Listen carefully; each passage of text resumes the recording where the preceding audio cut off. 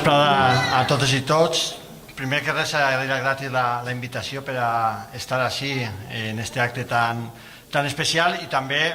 demanar disculpes perquè no me serà possible quedar-me fins al final de l'acte perquè tinc que estar a les 8:30, un poc més tard, en un altre lloc perquè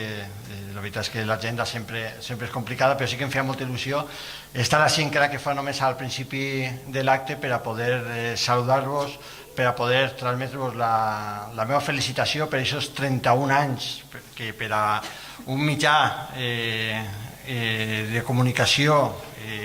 i més en moments actuals, anar complint anys sabent que cada any és més difícil, però aquesta tasca de resistència i de treball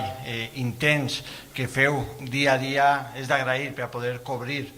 informativament no només la nostra comarca sinó totes les comarques centrals i fer també aquesta tasca important de vertebració del territori i de creació de consciència d'un territori comú que compartim i que tant hem de reivindicar i tant hem de projectar. I també em feia especialment il·lusió poder estar així i sumar-me a aquest homenatge a dos amics com és Néstor, com és Jordi, i agrair-los també en nom de la ciutat d'Alcoi i també de les comarques centrals la seva trajectòria i la seva tasca. La veritat és que Jordi tots el coneixem i sabem que en una època en la que l'inici de la democràcia, als anys 80, quan tot estava per fer, va ser capaç de crear un model de dinamització cultural a la nostra ciutat que no només el va crear, sinó que el va consolidar i el va projectar cap al futur. I avui en dia intentem continuar amb aquest llegat i amb aquest model de dinamització cultural que ell va establir, que no només va ser un model per Alcoi, sinó que va ser un model copiat, i en aquests casos copiar està bé i és bo, per altres ciutats que van veure en Alcoi un model a seguir.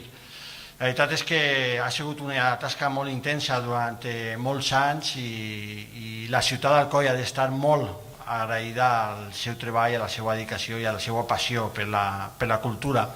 I al igual que Néstor, que sempre estem enredant alguna qüestió al voltant de les comarques centrals, al voltant del nostre territori, des del punt de vista cultural, social, econòmic, tota una vida treballant per a defensar una realitat social i econòmica que compartim al si de les comarques centrals, i una tasca importantíssima. Sempre ha sigut un referent des del principi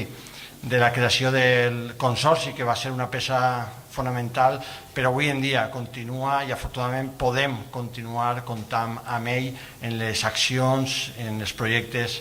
que anem desenvolupant. I ara també en un projecte important que des de les comarques anem a impulsar, com és un pla d'acció territorial que definisca la realitat i les necessitats dels nostres territoris, sens dubte ha de jugar també un paper important. I també volia aprofitar aquesta ocasió per a també agrair la col·laboració d'Antoni Miró i agrair-li el seu treball. La veritat és que després de tants anys veure que encara manté aquesta capacitat de remoure consciències, de provocar, de crear debat, moltes voltes absurds per part de que ho critiquen, però també té la part negativa de veure que encara n'hi ha una part de la societat que no entén l'art com llibertat, com a llibertat d'expressió, com a llibertat a l'hora de transmetre uns pensaments i s'escandalitzen per algunes qüestions, però jo crec que val la pena reivindicar també no només la seva figura, sinó aquest treball tan important que sempre ha tingut un component social, un component reivindicatiu, un component de militància política que avui, més que mai, és necessari en uns moments en els que la llibertat d'expressió pareix que n'hi ha una tendència a intentar limitar-la i veiem com n'hi ha gent que acaba o que pot acabar en presó per expressar una opinió en Facebook o per dir una expressió que col·loquialment s'utilitza molt i que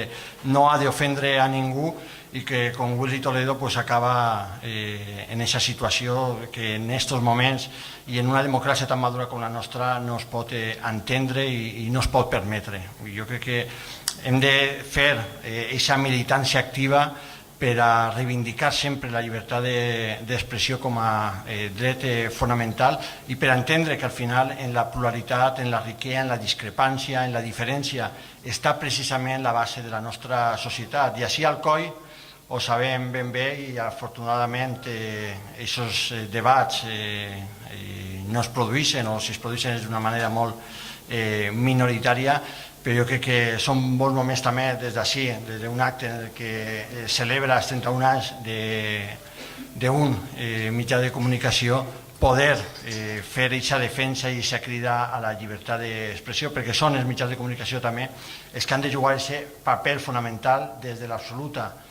llibertat de transmetre i de comunicar la realitat d'allò que està passant sense cap tipus de condicionant, sense cap tipus de pressió, sense cap tipus d'influència que no siga la professionalitat que el Gratis, com sempre, demostra dia a dia. Així que enhorabona per aquests 31 anys i sobretot a complir molt més. Gràcies per aquestes paraules, senyor alcalde, i gràcies per sumar-se a la celebració que ens uneix avui a tots.